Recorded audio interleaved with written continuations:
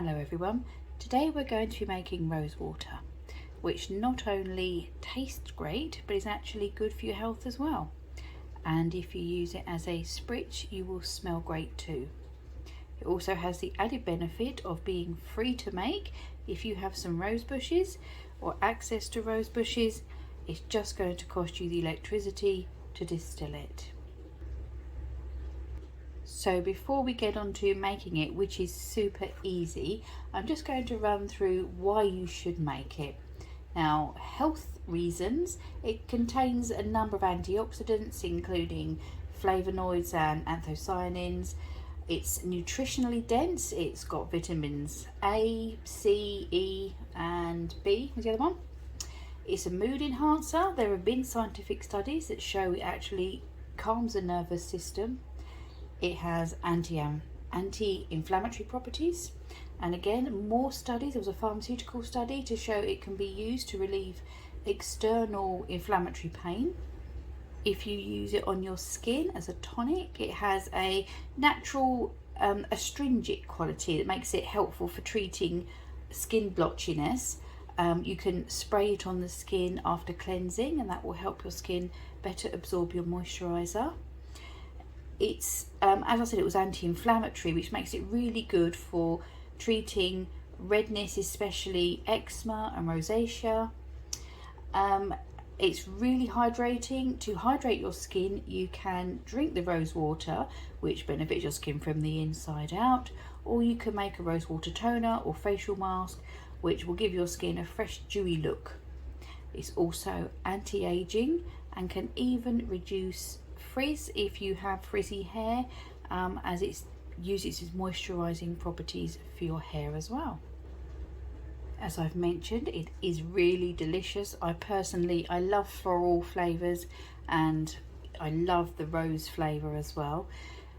When you make it for culinary purposes, think of it like you would vanilla or almond extract. So you only need a little bit of flavor. It's a concentrated extract that can give a really distinctive flavor and aroma to your recipes with just a few drops. So ways you can use it: you can add a few drops to ice cream or gelato. You can put it in milk-based desserts like yogurt, milkshakes and puddings. It works really well with milk. You can add it to cocktails. Those of you that follow my channel would probably have guessed that one was coming. Doesn't have to contain alcohol. You can put a splash in a spritzer or a juice-based drink, or pretty much anything with gin. If you're familiar with baklava, then you'll know that it's used there. So Middle Eastern pastry is very popular there. You can add it to jams and jellies and compotes, and you can even put it in savoury salads like carrot slaw or anything with nuts and fruit. You just add a splash into your vinaigrette or dressing and give it a whisk.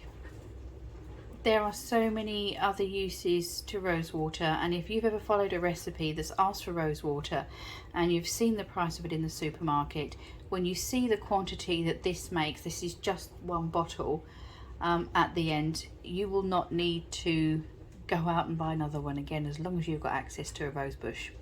So before I tell you how to make it, I didn't add on at the end of the video, this will last a year in the fridge, so you've got a good quantity, and yeah, it will last a long time for you. So here's how to make it. Enjoy. Now the bits you'll need are very simple. I've got my rose petals here. As you can see, I've got fresh rose petals and I've got 2 cups worth of those. And if you are going to use dried rose petals, which you can, you just need 1 cup of them. The other equipment you will need is a large pan or saucepan with a lid, and you want it large enough to be able to fit a heat-proof bowl inside with room around the outside. There we go. And you need the lid because what we're going to do is place the lid on upside down, and you can just see that it's got a curved lid, and what will happen is the steam will rise up from the outside, hit the top of the lid, and the steam will roll down as it condenses and then drop into our heat-proof bowl. I'm just going to put my rose petals now around the edge of the bowl, spreading them out. Nothing should be inside the bowl. I've given these rose petals a quick wash just to get the dust and things off of them. I do live on a main road, and I got these from the front garden, so I just wanted to wash the dust off.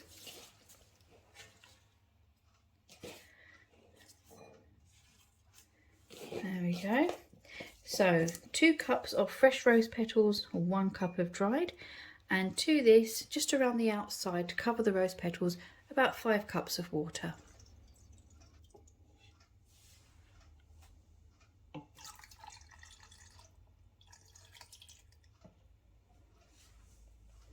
There we go. The bowl is floating ever so slightly, but as it starts to get the water in it, it will sink down. Okay, so there's nothing in the bowl still, the water is only around the outside. We're now going to put this onto the hob and bring it to the boil. There we go, the heat is on.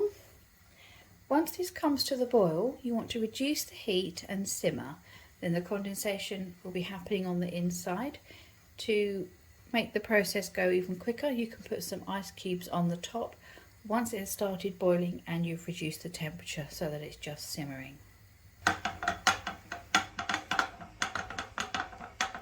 Okay, you can hear the clattering of the dish on the inside of the pan where the boiling water is just bobbing it about.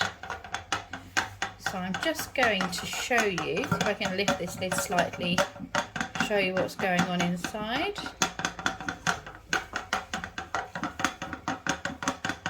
Without burning myself, steam is very hot, so be careful. So you can see that the steam is condensing on the handle lid, and it is dripping down into the pan there, into the bowl, which is just bobbing about. So I'm just going to close that back up again.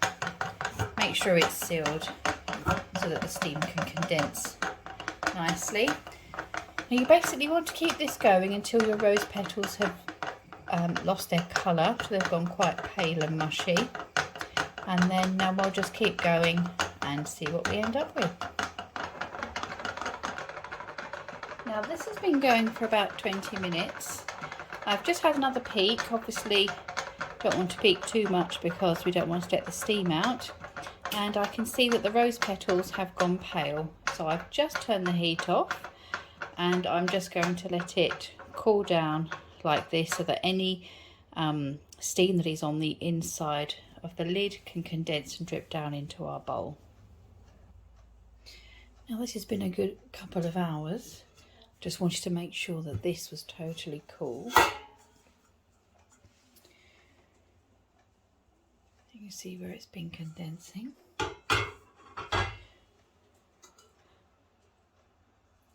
Still a little warm, but our distilled rose water is in this dish.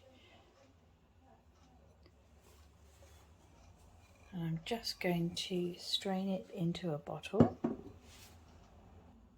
You can see here there's actually not very much in here, but this is a more pure form that's retained more of the goodness of the rose water as this is distilled.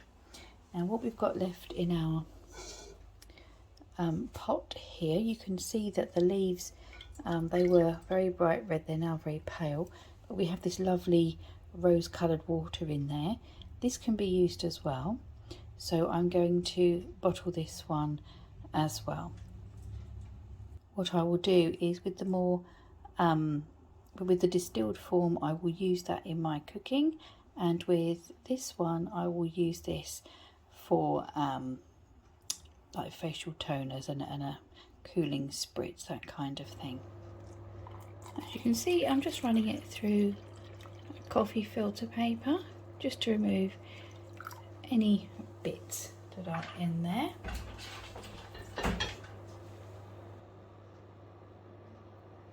Wow, look at that lovely colour. And then once this is done, we can put it in the bottle. So I've sterilised my bottles, but because this rose water has gone cold, we're putting it into cold bottles.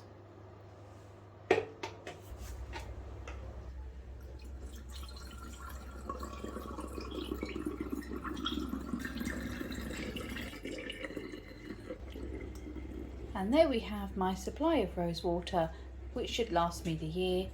In the jar, as I've said, is my one I'm going to use for culinary purposes. You only need a tiny little bit, and the rest I'm going to use for facial spritzes and toners. I really like the scent of roses, especially the one that I have in the front garden. So really happy with this year's produce. Thanks for watching, everybody. Let me know if you make this. Take care. Bye bye.